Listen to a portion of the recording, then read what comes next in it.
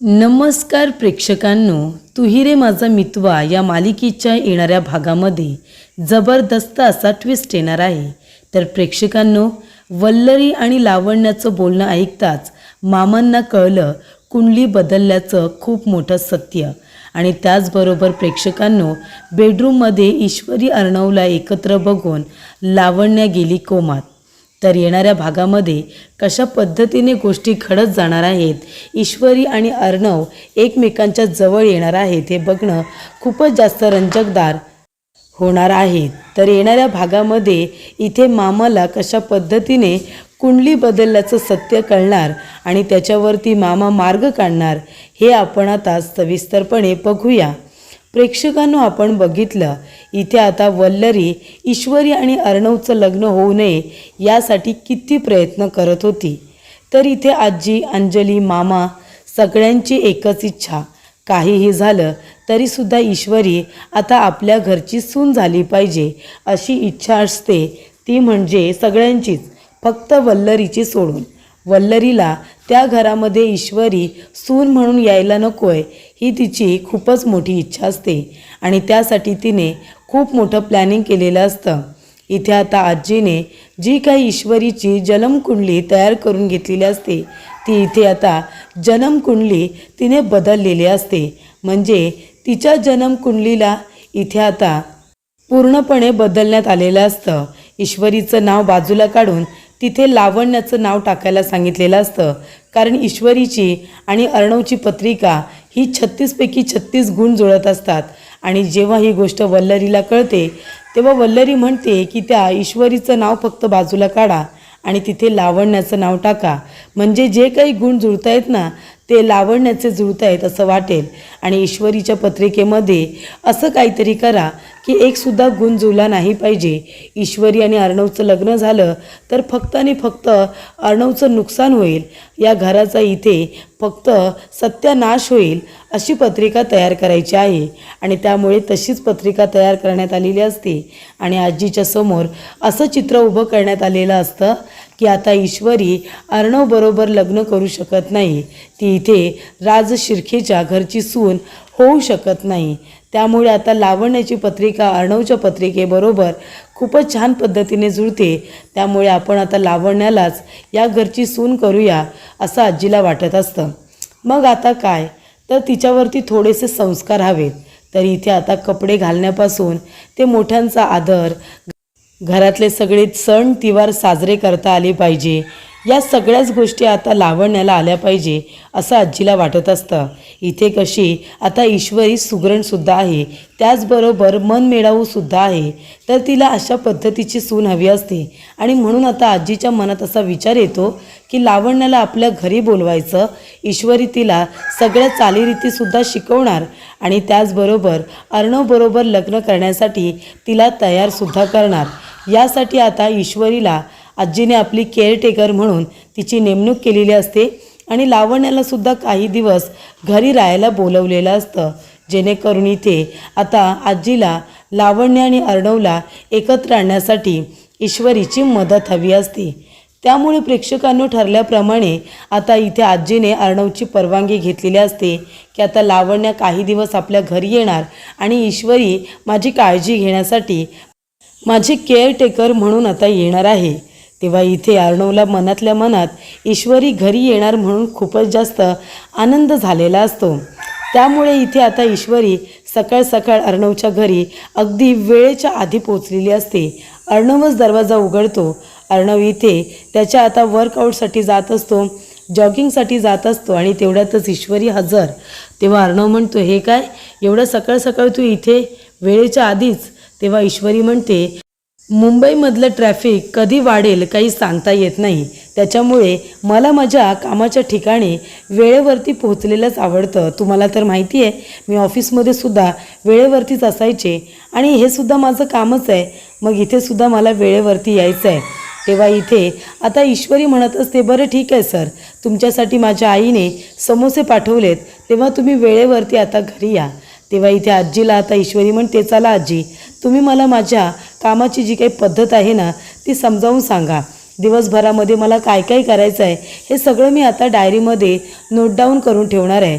तुमच्या जेवणाच्या वेळा, तुमचं जे काही डाएट आहे ते, त्याचबरोबर तुमच्या गोळ्या औषधांच्या वेळा, कुठलं औषध कधी घ्यायचं आहे ते सगळं तुम्ही मला सांगा.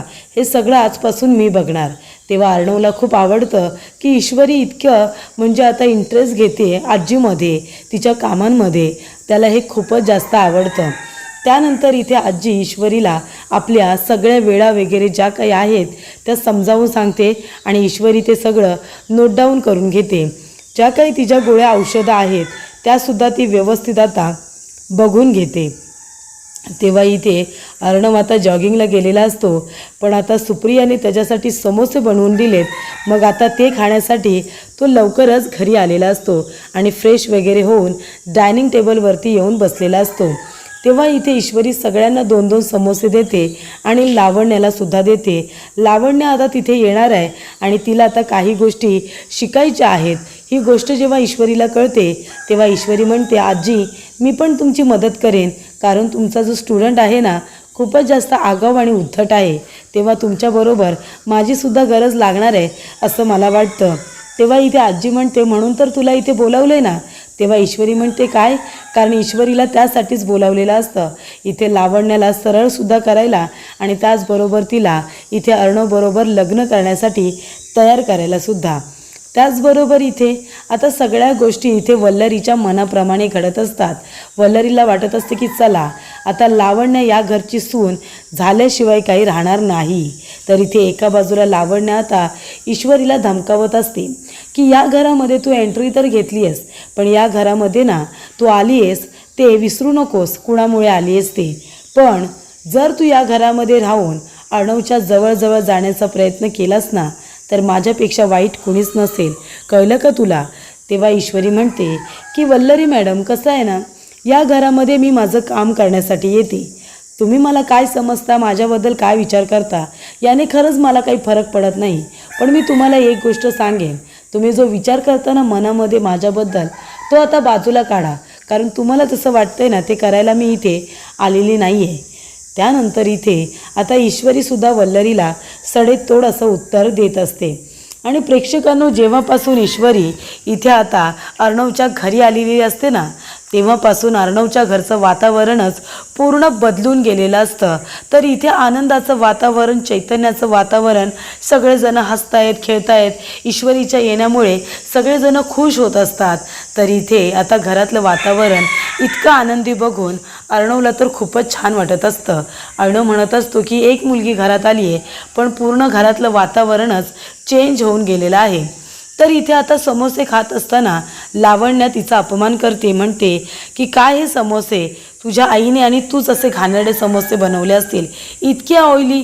एवढं ऑइली जर मी खाल्लं ना तर माझ्यामध्ये किती कॅलरीज वाढतील ना काही सांगता येत नाही, कळतंय का? मला माझा कोलेस्ट्रॉलसुद्धा वाढवायचा नाही आहे, इतकं ऑइली मी नाही खाऊ शकत.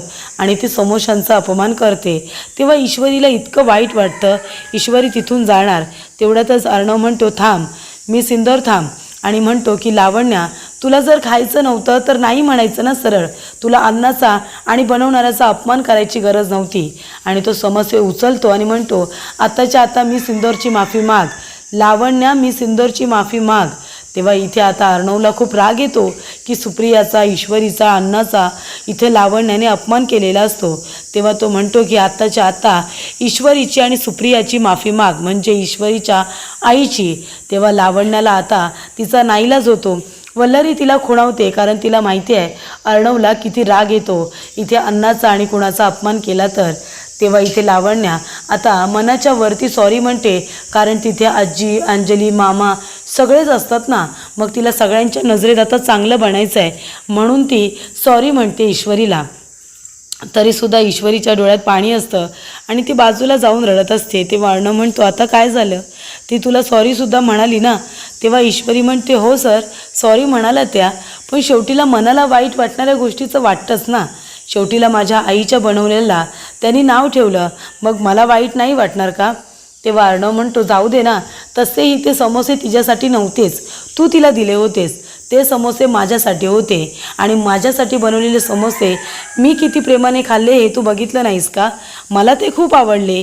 मग आता ज्या व्यक्तीसाठी ते बनवलेलेच नाही आहे त्याच्या बोलण्याचं वाईट वाटून का घ्यायचं, बरोबर की नाही?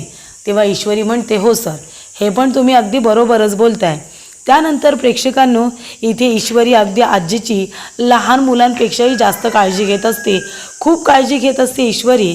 आणि इथे आजीचं, अंजलीचं, ईश्वरीचं, मामाचं ट्युनिंग बघून अर्णवला खूपच जास्त छान वाटत असतं. आणि इथे आकाशबरोबर ईश्वरीचं खूपच जास्त जमत असतं. दोघींची मैत्री खूप छान आता झालेली असते. इथे आकाशची काळजी ती अगदी भावाप्रमाणे घेत असते. त्यानंतर प्रेक्षकांनो, अर्णव आणि ईश्वरी जेव्हा जेव्हा बोलत असतात, एकमेकांच्या समोर असतात, तेव्हा लावण्याला खूप राग येत असतो आणि वल्लरीलासुद्धा. लावण्य तर जलेस होत असते. तर इथे अंजलीला वाटत असतं की ईश्वरी इथे आली आहे खरी. मला माहिती नाही की लावण्य आणि अर्णवचं लग्न होईल, पण मला असं वाटतंय की ईश्वरी इथे येण्यामुळे चिंटू आणि ईश्वरी मात्र लवकरच एकत्र येतील असं आता तिला वाटत असतं. आणि सगळ्याच गोष्टी तिच्यासुद्धा मनाप्रमाणे घडत असतात. त्यानंतर प्रेक्षकांनो, इथे ईश्वरी घरातल्या सगळ्या जबाबदाऱ्या घेत असते. आजीची केअरटेकर होता होता संपूर्ण घराची केअरटेकर झालेली असते. ती अर्णवची सुद्धा व्यवस्थित काळजी घेत असते. तो डाएटसाठी तो किती इथे सिरियस आहे तिला बरोबर माहिती असतं आणि म्हणूनच इथे त्याच्या डाएटच्या सुद्धा ती आता वेळा व्यवस्थित बघत असते. डब्यामध्ये त्याला घरचं हेल्दी जेवण कसं द्यायचं त्याची काळजी ती घेत असते. तर इथे ईश्वरी आता अर्णवला जेव्हा ऑफिसमध्ये कधीकधी स्वतः डबा बनवून पाठवत असते ना, तो डबा खाल्ल्यानंतर अर्णवला ईश्वरीची आठवण येत असते. प्रेमाने डबा ती पाठवत असते आणि अर्णवसुद्धा अगदी प्रेमाने ते खात असतो. तेव्हा त्याला फार आनंद होतो. आकाश म्हणत असतो, दादा तुला माहिती आहे का, ही भाजी, या डबा कुणी बनवला आहे ते? अर्णव म्हणतो, कुणी? आपल्या कुकनी बनवलं असेल. तेव्हा इथे आकाश म्हणतो, नाही, हा डबा ईश्वरीने दिला आहे, मी स्वतः बघितलं आहे तिला बनवताना. तेव्हा अर्णवला खूप छान वाटतं. त्यानंतर अर्णव आता ऑफिसमधून घरी लवकर येत असतो. तेव्हा अंजली म्हणत असते, काय रे चिंटू, एरवी तर तुला ऑफिसमधून येताना इतका उशीर व्हायचा की आम्ही रात्रीचं जेवणसुद्धा करायचो, त्यानंतर तू यायचास, आणि आता हल्ली जेवणाच्या आधीच तू घरी येतोयस. तेव्हा इथे आता अर्णवला खरं तर ईश्वरीसाठी घरी लवकर यायचं असतं, पण तेव्हा आता अंजली त्याची ही चोरी पकडते आणि लगेच त्याला बोलते सुद्धा. तिला बरोबर कळतं की अर्णवचं घरी लवकर येण्याचं मूळ कारण काय आहे. तर ईश्वरीसाठी तो आता घरी लवकर येत असतो, कारण त्याला तिची बडबड खरं तर खूप आवडत असते. तो तिला असं दाखवत असतो की त्याला तिच्या बडबडीचा खूप जास्त कंटाळा येतो, पण तसं काही नसतं. त्याला तिचं बोलणं खूप आवडत असतं, तिच्याबरोबर वेळ घालवणं खूप आवडत असतं आणि त्यामुळे तो येत असतो घरी. तर इथे प्रेक्षकांनो, ज्या वेळेला आता ईश्वरी अर्णवच्या रूममध्ये गेलेली असते, खरं तर अर्णवनेच तिला बोलावलेलं असतं. तेव्हा ईश्वरी रूममध्ये गेलेली असताना अर्णव तिची वाट बघत असतो आणि इथे आता अर्णव तिला थँक्स म्हणत असतो, कारण ज्या पद्धतीने ती आता आजीची काळजी घेत असते, आजीसुद्धा खुश राहायला लागलेली असते, कारण आजी टेन्शन फ्री झालेली असते ईश्वरीच्या येण्यामुळे. कारण तिच्या जेवणाची जी काही आता पद्धत आहे तिने बदललेली असते. वेळेवरती खायचं, हेल्दी खायचं, जे पौष्टिक असेल ते खायचं, गोळ्या औषधं वेळेवरती घ्यायच्या. त्याचबरोबर ईश्वरी आजीला घेऊन बाहेर चालायलासुद्धा जात असते. या गोष्टीने अर्णव अगदी इम्प्रेस झालेला असतो. कुठलाही मुलगा असू दे, एखादी मुलगी आपल्या घरच्यांची एवढी काळजी घेते बघून प्रत्येक मुलाला आनंदच होत असतो आणि त्याच पद्धतीने हा आनंद आता अर्णवला झालेला असतो. कारण आजी असू दे, अंजली असू दे, मामा असू दे, ही सगळी माणसं अर्णवच्या जवळची आहेत आणि त्या सगळ्या माणसांना ईश्वरी इतका जीव लावते हे बघून अर्णवला छानच वाटतं. तर इथे आता ईश्वरी आणि त्याचबरोबर लावण्या या दोघीही घरी असतात, पण आजीला इथे ईश्वरीच जास्त आवडत असते. लावण्याला आता घरची सून बनवायचं आहे, पण तिच्यामधले वाईट गुणच सातत्याने बाहेर येत असतात आणि आजीच्या मनामध्ये तर ईश्वरीने अशी काही जागा निर्माण केलेली असते की आजीला फक्त ईश्वरीचेच गुण आता आवडत असतात. आणि इथे लावण्या त्यांच्या घरी राहायला आलेली असते, तेव्हा मध्ये मध्ये तिचे वाईट गुण आता बाहेर उफाळून येत असतात. त्यामुळे इथे वल्लरीला खूप जास्त राग येतो. वल्लरी म्हणत असते की लावण्या, तुला आता आहे ना थोडंसं बदलावं लागणार आहे. तुझा उद्धटपणा जरा बाजूला ठेव. तू जर अशीच वागत राहिलीस ना तर अर्णव तुला कधीच स्वीकारणार नाही. कारण अर्णवसाठी त्याची आजी, बहीण, मामा सगळेजण खूप महत्त्वाचे आहेत. त्यांच्याबरोबर तुला चांगलं वागावंच लागणार आहे. त्यांचं सगळं तुला ऐकावंच लागणार आहे. कळलं तुला? निदान लग्न होईपर्यंत तरी हे नाटक तू कर. तुला माहिती आहे ना या घरामध्ये तुला आणण्यासाठी मी काय काय केलं आहे ते? अगं तुझी पत्रिका आणि अर्णवची पत्रिका 1% जुळत नव्हती. तेव्हा मी काय केलं, जी पत्रिका ईश्वरीची आहे ना ती त्या ओल्ड लेडीला तुझी वाटते. ईश्वरीच्या पत्रिकेवरती तुझं नाव टाकून घेतले आणि ईश्वरीची पत्रिका वेगळी एक दुसरीच तयार करायला सांगितले ज्याच्यामध्ये ग्रह तारे जागेवरती नाहीच आहेत. त्याच्यामुळे त्या म्हातारीला असं वाटतंय की ईश्वरी या घरची सून होण्याच्या योग्यतेची नाही आहे आणि तू आहेस. हे सगळं मी केले तुझ्यासाठी. तू या घरी सून बनून यावं ना म्हणून. नाहीतर त्या ईश्वरीची आणि अर्णवची पत्रिका किती छान पद्धतीने जुळत होती. 36 पैकी 36 गुण जुळत आहेत. कळलं का? ते दोघेजण एकमेकांसाठी किती योग्य आहेत, समरूप आहेत. अगदी दोघेजण मेड फॉर इच अदर आहेत. तुला पण माहिती आहे. म्हणून तुला आता या घरामध्ये टिकून राहायचं असेल तर तुला चांगलं वागण्याचं नाटक करावं लागेल. जेव्हा वल्लरी हे सगळं लावण्याला बोलत असते तेव्हा मामांनी सगळं बोलणं ऐकलेलं असतं आणि तेव्हा मामांना खूप मोठा धक्का बसतो. ते म्हणतात, अच्छा म्हणजे हा सगळा प्लॅन वल्लरीचा आहे. तर ईश्वरीची आणि अर्णवची पत्रिका 36 पैकी 36 गुण जुळत आहेत. पण लावण्याला या घरची सून करायची आहे म्हणून तिची पत्रिका बदलली आहे आणि ईश्वरीची पत्रिका लावण्याला नाव बदलून दिली आहे. तर तेव्हा मामा म्हणतात, ठीक आहे तुझा हा प्लॅन कधीच सक्सेसफुल होणार नाही याची काळजी मी घेईन. तेव्हा मामा आता आजीकडे जातात आणि अंजली आणि आजी यांना वल्लरीच्या प्लॅनबद्दल सांगतात. तेव्हा मामा म्हणतात, आई तुला घाबरायची गरजच नाही आहे. कारण तुला लावण्याची जी पत्रिका वाटते ना ती ईश्वरीची पत्रिका आहे. वल्लरीने त्या पत्रिका बदललेल्या आहेत. कारण वल्लरीला ईश्वरी या घरची सून व्हावी असं वाटत नाही म्हणून तिने लावण्याचं नाव ईश्वरीच्या पत्रिकेवरती टाकले आणि फक्त नाव बदलले, पत्रिका नाही. त्यामुळे इथे आजीला आता सत्य काय आहे ते कळलेलं असतं. तेव्हा अंजली आणि आजी यांच्या जीवात जीव आलेला असतो. कारण मग शेवटीला त्यांच्या मनाप्रमाणे घडणार असतं. तर इथे ईश्वरी याच घरची सून होणार हे आता आजीला पक्क कळतं. त्याचबरोबर इथे आता ईश्वरी अर्णवच्या जेव्हा रूममध्ये जाते तेव्हा अर्णव आणि ईश्वरी दोघे एकमेकांना आता त्यांचा धक्का लागतो. तेव्हा अर्णव आता ईश्वरीच्या नजरेत पूर्णपणे आता इथे हरवून जातो. ईश्वरी आपल्या रूममध्ये यावी, तिच्याबरोबर वेळ घालवता यावा म्हणून अर्णव आता वेगवेगळे प्लॅन्स करतच असतो. तेव्हा ईश्वरी त्याच्या रूममध्ये येते आणि म्हणते, हां बोला ना सर काय झालं? तेव्हा अर्णव तिला विचारत असतो, माझी ही वस्तू कुठे आहे, माझी ती वस्तू कुठे आहे? तेव्हा ती म्हणते, सर अहो मी केअरटेकर आजीची आहे, तुमची नाही. मला काय तुम्ही सगळं विचारताय? तरी पण ती काही वस्तू फाईल्स त्याला आता शोधून देत असते. आणि तेव्हा इथे आता अर्णवचा ईश्वरीला धक्का लागतो.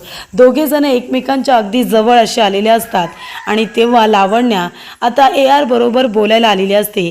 ती बघते तर काय, त्याच्या रूममध्ये ईश्वरी आणि अर्णव दोघेजण एकमेकांच्या अगदी जवळ असे उभे राहिलेले असतात आणि एकमेकांच्या नजरेत पूर्णपणे हरवून गेलेले असतात. इथे अर्णव ईश्वरीच्या एवढा जवळ उभा आहे हे बघून लावण्या इतकी जेलस होते की लावण्या कोमातच जाते. ईश्वरी अर्णव जोमात तर लावण्या कोमात.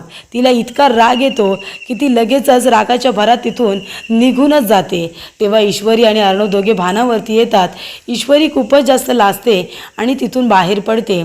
तर आता एवढ्या काळामध्ये ईश्वरीच्या मनामध्ये सुद्धा अर्णवने जागा केलेली असते. अर्णवच्या मनामध्ये ईश्वरी असतेच, पण आता लावण्या ही तर बाजूलाच राहिली, पण ईश्वरीच्या मनातसुद्धा आता अर्णवने जागा निर्माण केलेली असते. तर इथे ईश्वरीला अर्णव आवडायला लागलेला असतो. ती त्याची खूपच जास्त काळजी घ्यायला लागलेली असते. तेव्हा इथे आजीला आणि अंजलीला मामांना हे कळत असतं की ईश्वरी अर्णवची खूप काळजी घेते आणि अर्णवलासुद्धा ईश्वरी या घरामध्ये आलेली आवडते. त्याच्यामुळे आता सगळेजण आनंदी असतात. इथे आता वल्लरीला राग येत असतो कारण वल्लरीच्या काहीही मनासारखं होत नसतं. पण प्रेक्षकांनो इथे आता जन्मकुंडलीचं सत्य मामांना कळलेलं असतं. त्यामुळे आजी ईश्वरी आणि अर्णवच्याच लग्नाचा विचार करते, कारण त्यांना कळलेलं असतं वल्लरीने कशा पद्धतीने पत्रिका बदललेल्या आहेत. आणि इथे आता घरी आल्यानंतर लावण्य बाजूलाच राहते, पण अर्णव आणि ईश्वरी दोघेजण एकमेकांच्या जवळ येत असतात. एकमेकांच्या ते प्रेमात आता पूर्णपणे बुडून गेलेले असतात. हे बघून लावण्य खूपच जास्त चिडते. तर इथे आजी, अंजली आणि मामा तिघेजणं प्लॅन करतात की वल्लरीचा प्लॅन फ्लॉप करायचा आणि इथे ईश्वरी, अर्णव या दोघांना लवकरात लवकर एकत्र आणायचं, त्यांचे इथे धामधूममध्ये लग्न लावून द्यायचं, ते सुद्धा वल्लरीला काहीही न कळता, असं आता इथे मामांनी ठरवलेलं असतं.